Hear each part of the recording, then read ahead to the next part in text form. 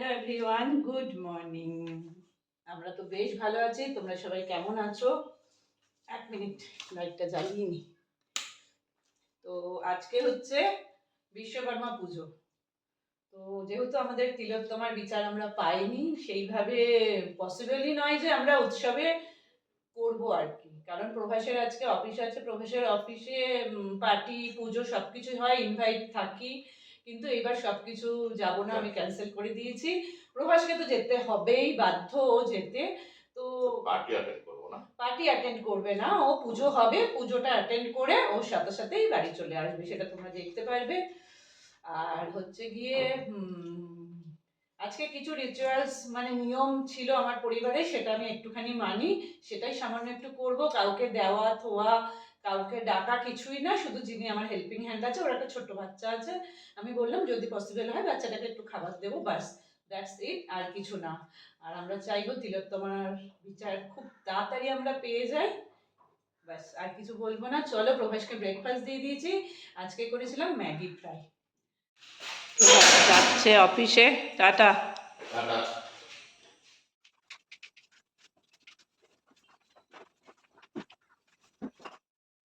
ঠিক আছে মা, চলো রান্নাঘরে চলে এসেছি।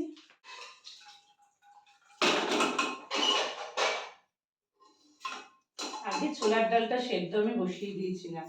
অ্যাকচুয়ালি আমার পরিবারের মানে বাড়ির আর কি, আমাদের বাড়ির আর কি, তো আজকের দিনে না আমার মায়ের কিছু নিয়ম ছিল যে ভাত খেত না, লুচি, ছোলার ডাল, ফুলকপির তরকারি, মালপোয়া, এগুলোই খাওয়া হতো, আমরা ছোট্ট থেকে সেটা করে আসি আর কি।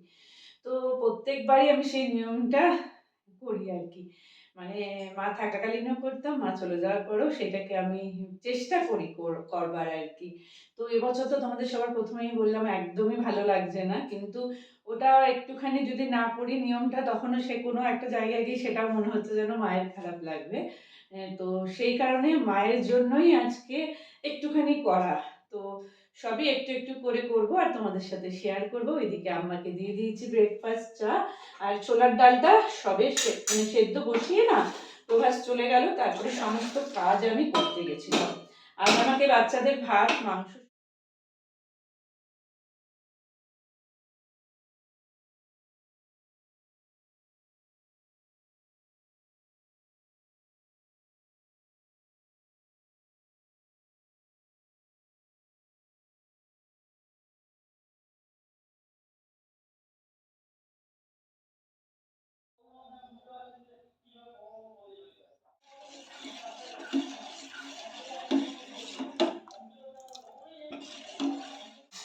তেলটা না বেশি গরম হয়ে গেছে বলে আমি গ্যাসের ফ্লেমটাকে অফ করে দিয়েছিলাম। অনেকটা কাজ এগিয়ে নিয়েছি, তোমার করে নিয়েছি আর কি। দাঁড়াও একটুখানি, তোমার মালপোয়াটা করে নিয়েছি, তারপরে পায়েসটা করে নিয়েছি, আর ছোলার ডালটা তো সেদ্ধ হয়ে গেছে। আর ফুলকপি দেয় দেখো কেটে একটু হলুদ দিয়ে না একটু গরম জলে ভাপানোর জন্য দিয়েছি। আর এই যে এইখানে আলু কেটে নিয়েছি, আজকে আমাকে কিচ্ছু দিইনি করতে। আর এটা করবো একটু কাশ্মীরি আলুর দম, যেহেতু প্রভাস ভালোবাসে খেতে লুচি দিয়ে। তো এখন না সবার প্রথমে আগে আমি ডালটাকে ই করি। হ্যাঁ কর না, হয়ে গেল, হয় হয় হয়, আসছি আসছি, রই দাও।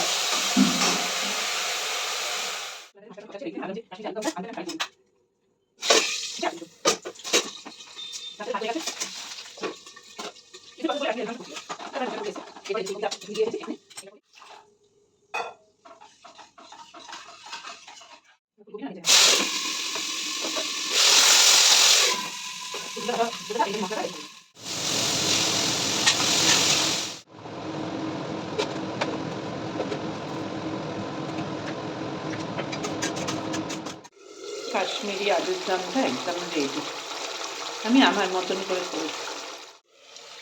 ফুলকপির তরকারি আমার রেডি, রান্না তাহলে কমপ্লিট হয়ে গেল। স্নান পুজো করে নিই, তারপরে আবার দেখা করি। যে প্রভাস চলে এসছে, চলো ফ্রেশ হয়ে। স্নান পুজো বাচ্চাদের খাওয়ানো সব কিছু কমপ্লিট করে নিয়েছি। আর ময়দাটা না আমি হাফ মেখে রেখে গেছিলাম, আর একটুখানি মেখে নেব। প্রভাসকে বললাম যে ফ্রেশ হয়ে যাওয়ার জন্য, তারপরে আমরা লাঞ্চ করব। চলো তাহলে লুচিগুলো আগে দিই।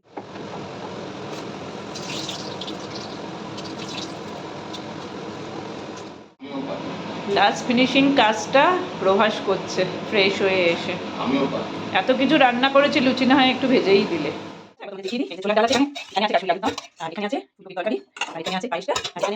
নাও বিশ্বকর্মা পুজোর